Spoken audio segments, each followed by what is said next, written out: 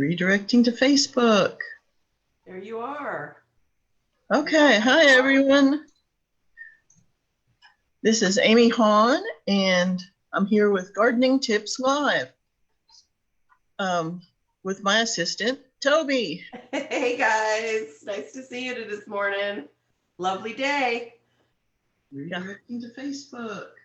So I'm going to start with, we had a couple folks that wrote in questions, and so let me start with those. So the first question we had was from Roseanne, who's in Knoxville, and she said, help, goldenrod is taking over my rain garden. I realize it's a native plant and a pollinator, but it's overwhelming other plants. How can I reduce these? Goldenrod is pretty hard to keep under control, especially if you have Canadian goldenrod. One of the best things is after there's been a rain, pull it up. Just literally reach down and pull up as much of it as you can from the roots. After a rain, you'll be able to get a fair bit of roots, especially if it's in a rain garden. And if you don't know about rain gardens, they're really interesting. They're a way of collecting and holding the rain so it absorbs into your ground instead of going into the sewer system. So Roseanne, I hope that answers your question. And we'll get back. If it doesn't, please ask it again next week. Oh, and by the way, we are moving toward doing these as regular weekly events so that you all can, know that this is happening and ask your questions ahead of time, because I will try to answer the questions that have been asked ahead of time before I get to the other ones. So the next question I've got is from Emily, and she is asking, so what is your favorite fertilizer for summer veggie gardens, for summer veggies, and how often do you apply? There's so many out there now. So I don't really have a single favorite fertilizer. There's a lot of different products out there. For vegetables, when you always want to start with a soil test to make sure you don't have any specific deficiencies. But once you get past that, there are a lot of different options for fertilizers. And I tend to go with organic fertilizers because they're slowly released and usually available as the plant needs them, because they're made available because of the life in your soil makes them available to your plants. So I'll generally go with an organic fertilizer, just a general purpose. I've tested my soil. When I first tested it, I did have a phosphorus deficiency. So I've added extra phosphorus in the form of bone meal and rock phosphate to my soil. But you might not need to do that. So that's where a soil test comes in. And as far as when to apply, I really do try to look at the directions on the back of the package and follow that, or even a little bit less than that. I'm trying to pull up the link for the soil test from UT. Oh, okay. Toby's putting in the comments a link to the soil test from UT Extension. And so with a synthetic fertilizer, you do want to go with one that's labeled for vegetables. And it's actually way more important with that to follow the label on the back, because synthetic fertilizers can be so strong that they can actually burn your plants and cause damage. So it really is a question of what is your preference as a gardener? Do you want to garden organically, or is that not important to you? Both ways work, but I have found in my garden that organic methods do seem to produce healthier plants and less pest pressure. And that seems to bear out with testing. Okay. Lily says. Oh, Amy, can I add a couple? Yes. Real quick? Yeah. So, couple other things to think about too. I posted in the chat the soil testing, link to soil testing, and get more information, and then what it costs. And you need to get these little boxes.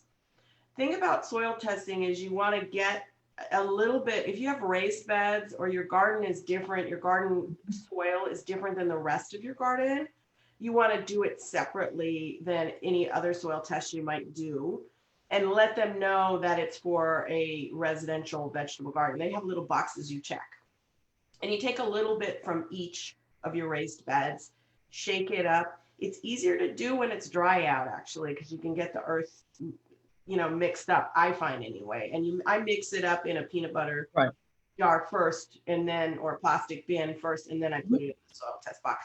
And you get it back pretty quickly. And they will give you an actual, what do you call it? Like a prescription about what your particular garden needs. And especially around here, if you're using raised beds and you're getting soil from somewhere else, it's really hard to tell what was in it before. Soil that, if you're getting compost, for example, that's made out of pallets from a lot of compost is made out of pallets, like wood pallets that they have at like Home Depot and whatnot, that they use for transportation.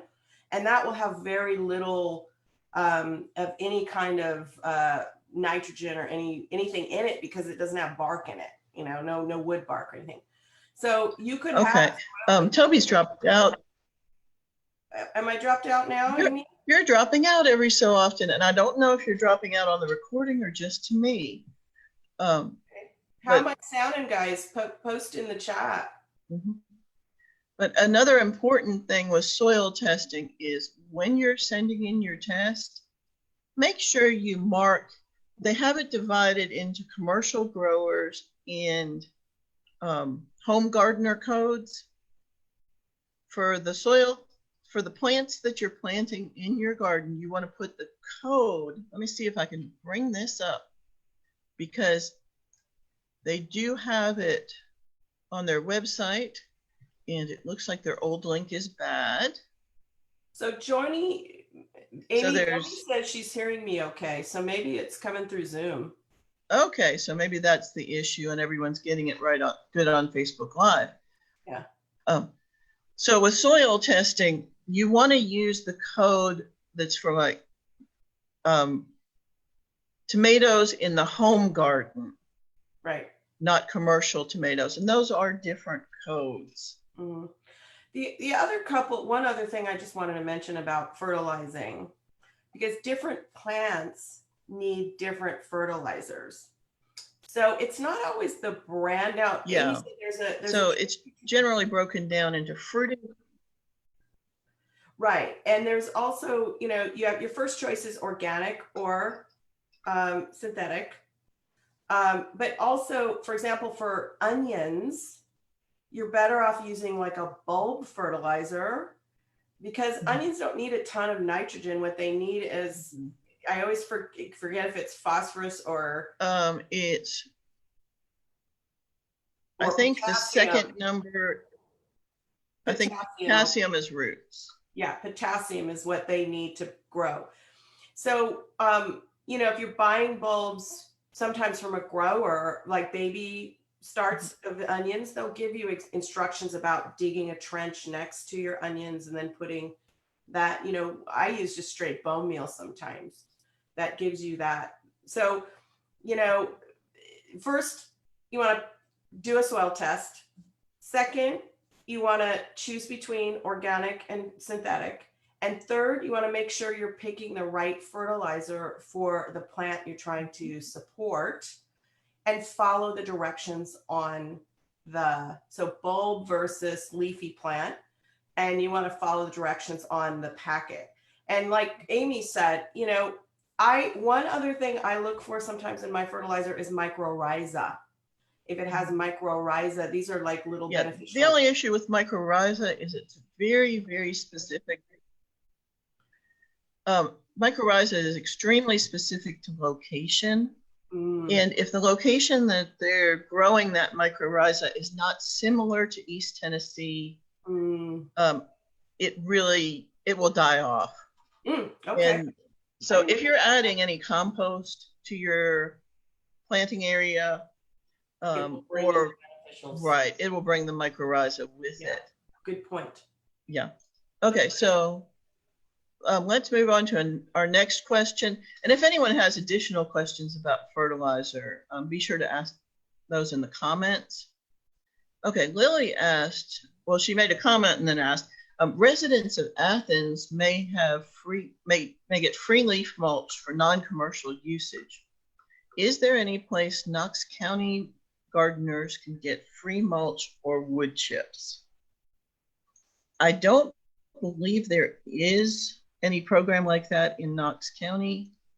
I know if you can connect with the electrical companies, and if they're tree trimming guys are near your neighborhood, they might be able to drop some off at your house.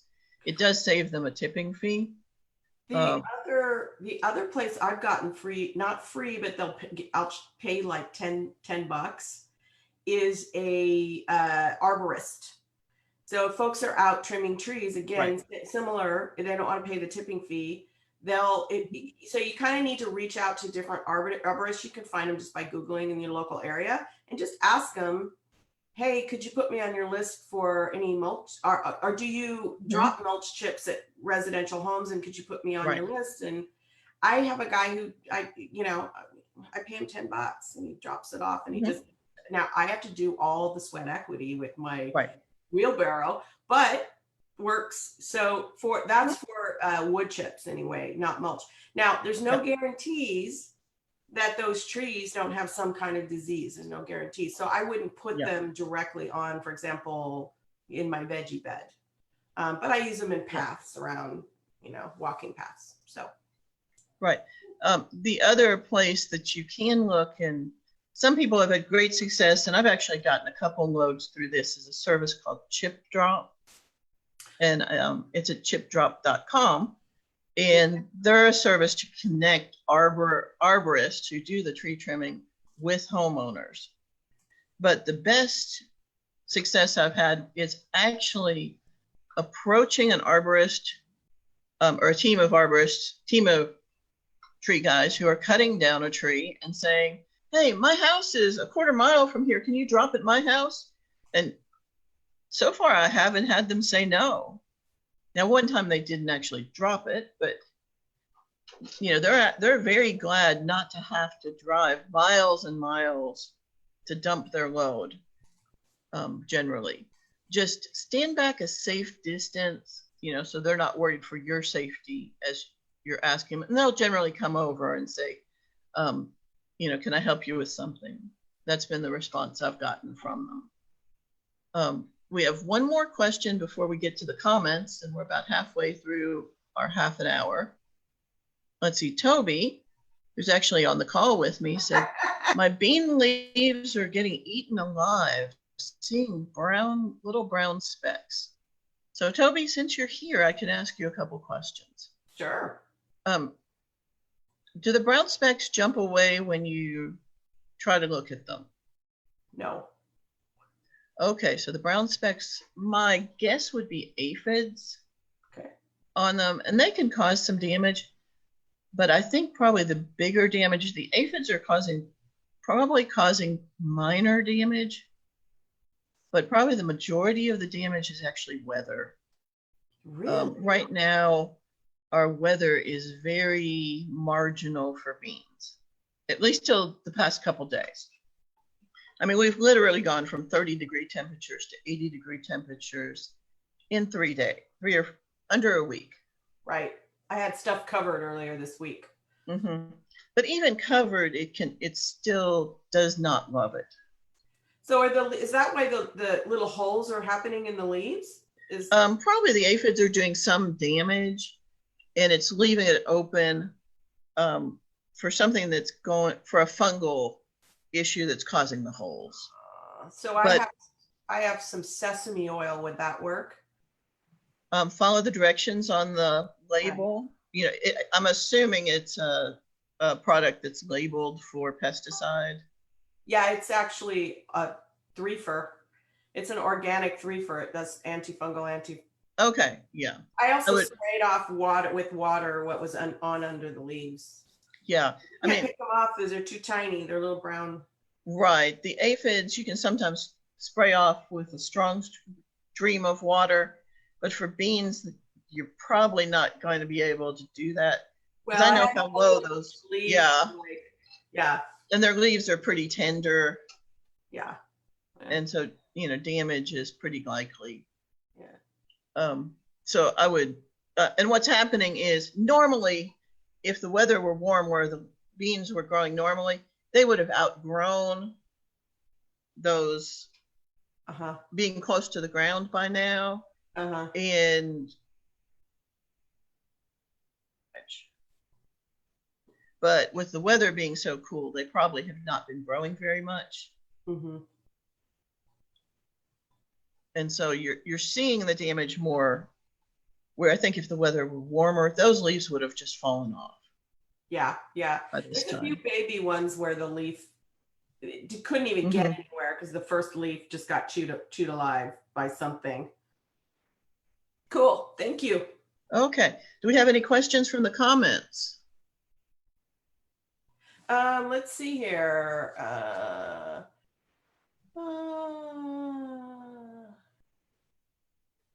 Let's see. Top of the morning. Good morning. I put soil test. I put a link in how to build a rain garden if you're interested in that. Thank you, Joni and Mary, for letting me know that you can hear me. Joni says, if you're using a pot for nightshade veggies, that would be your tomatoes, etc. We use Pro Mix for containers and tomato tone. So there are different Pro Mixes. I would not use a seed starting Pro Mix for that because it would be real. Seed starting mix is extremely light and has no fertility in it. Okay, Janice generally. Janice but Pro Mix does a potting mix. And so their potting mix, you should be able to find out how much fertility is in the mix, because tomatoes, peppers, eggplant, tomatillo, those are the main ones we grow that are Solanase family. They need good fertility. They're considered heavy feeders, so they need a lot of fertility in their soil to do well. So Amy, how often does it depend on the fertilizer you're using, how often you fertilize those types of heavy feeders? Yes, it really does. I mean, if you're using a lot of compost and worm castings and things like that, and you're in the ground, you might only need to do a midsummer feeding. But if you're using a fast release chemical fertilizer or a liquid chemical fertilizer, like, you know, the Blue Stuff Miracle Grow liquid, you might need to feed every time you water. But generally, if you're feeding that much, people say use half strength. So gang, I think the big takeaway, you were saying? You know, it's almost like prescription drugs in a way. Every drug has a different, you know, not prescription drugs, maybe vitamins. Let's use that as an example. For each person, the amount of vitamin and when they're going to take vitamins depends on their body and what they need. Some people need vitamin D replaced, some people don't. So when you think about feeding plants, it's hard, you know, I know it's frustrating to not get like a set answer. This is what you do for all plants. And it just doesn't work that way because there's so many variables, like your soil quality, the type of plant. And every fertilizer is different. So the number one thing when you have any fertilizer is to just read the directions on the back and follow them. Don't think that there's any like mystery, like magic wand that's going to change how that fertilizer works. And there are also, you know, they also have warnings and things for any type of, you know, anything you're putting on your plants. You want to read thoroughly the back. So, you know, and your fertilizers have your 3 numbers on the back, and your leafy, you know, your leafy plants are going to want to have more nitrogen, but your bulb plants are going to want to have something different. So Janice asked in the chat, I found an old box of blood meal. Is it still good, and for what plants? And I would go back to this answer of depends. Right. I know the that blood meal is high nitrogen. High nitrogen. It's okay. I'm having trouble hearing Toby periodically. Okay. And so sometimes I'm talking over you, but it's not intentional. Sorry. That's okay.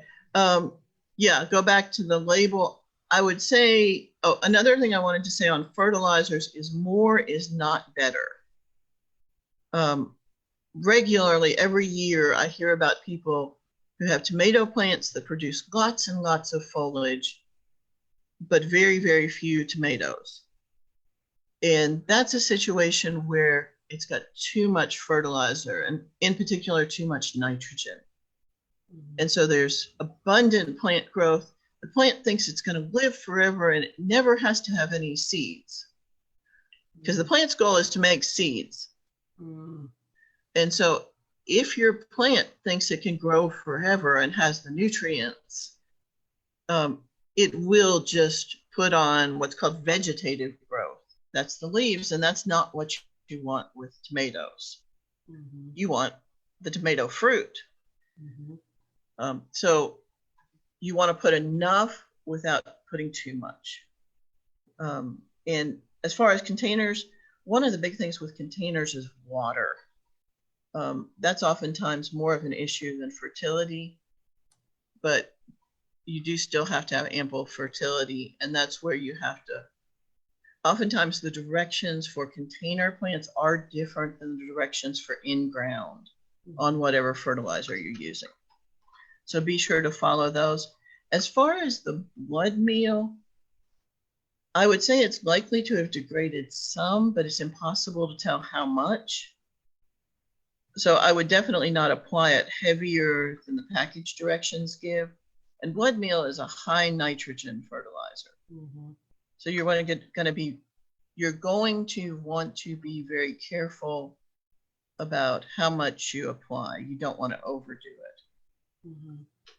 I would say, I don't know if Janice has done a soil test yet, but you know, blood meal, those really like simple, I call these, that's probably not the right terminology, but fertilizers like blood meal, bone meal, where they're just one thing in the 3 numbers. It'll be like 0, 15, 0 for blood meal, or blood meal. Actually, I'm not sure that's the right number, but disregard my number. But the point is that when you get a soil test result, sometimes it will tell you specifically you need more nitrogen. And then those really simple fertilizers are the best thing to use, because hey, you don't have to do any extra calculation. You're getting it very like precise, that kind of thing. So that's just my 2 cents on that. But you never know. Okay. Not to bring confusion into the mix, but when they do the soil test, they really do not test the nitrogen. Oh, they It is an extremely volatile nutrient that's in many different forms in the soil, and they really don't test it. The recommendation they give you on the soil test is actually based on the needs of the plant you have marked. It is not related to the nitrogen you have in your soil. And if you look further into the Pest Plant and Soil Center's information about soil testing, I think they do have a pretty thorough explanation of why they don't test the nitrogen. But they don't. Oh, thanks, Amy. And so most people don't know that. They really don't list that in the forefront of things. So if you put a heavy feeder down on your list, like corn is an extremely heavy feeder, they'll recommend applying quite a bit of nitrogen. Okay. But if you put lettuce on your list, they'll recommend putting down less nitrogen. But it really is dependent on the needs of the plant and not on what's actually in your soil. So that can be confusing. Okay, is there anything else? Let's see. Elisa says, I must have been dreaming, but I thought I heard a couple weeks ago that Beardsley Farm and maybe Loudoun County were giving away mulch. I know someone was giving away mulch. I don't know the details on that. Yeah. Janice says, I did a soil test a year or so ago. Veggie bed was good. I had the blood meal, and then I had azaleas at another house. Brian said in my raised bed, just use 10-10-10. I don't know. We gave you our opinion on, gardening is 1,000,001 opinions. We're trying to give you evidence-based as much as we can. Joni asks, do you spray with neem oil? Do you ever do that to address pests, Amy? I have used neem oil, and it's pretty effective on some things. It is actually, an insecticide, a miticide, and a fungicide to some degree. The big thing is, read the label, because you need to know what pest you're dealing with and what concentration to apply. I recently saw a situation where I think that people were having issues with black aphids on some onion family crops. And someone came in and sprayed neem, and it killed the tops of everything. Totally killed the tops. They thought it was dead. Actually didn't kill the roots. But I suspect it was applied way stronger than the label said. So it can kill if applied. It can damage your plants if applied improperly. Also, you want to spray it when bees are not active on the plants you're spraying, because it will harm the bees. And the amount of harm is dependent on exactly, are you spraying on them? Do they land on the flowers right after? So there's a lot of variables there, but it does harm bees. So you'd want to use it early morning or late evening when the bees aren't active. Okay. Do we have any other questions? No, that's it. And we're at 9:30, so perfect timing. Okay, to wrap up, I'm going to show you all a picture of a syrphid fly on some chamomile flowers that I took yesterday. So this is actually not a bee. It's a syrphid fly, which is a very small beneficial insect. These flowers the whole flower is about the size of a quarter at the largest. So that is a friendly syrphid fly helping with the pollination. And with that, I am going to stop sharing, and I'm going to say goodbye to everyone who's been on this Facebook Live with us. Thank you.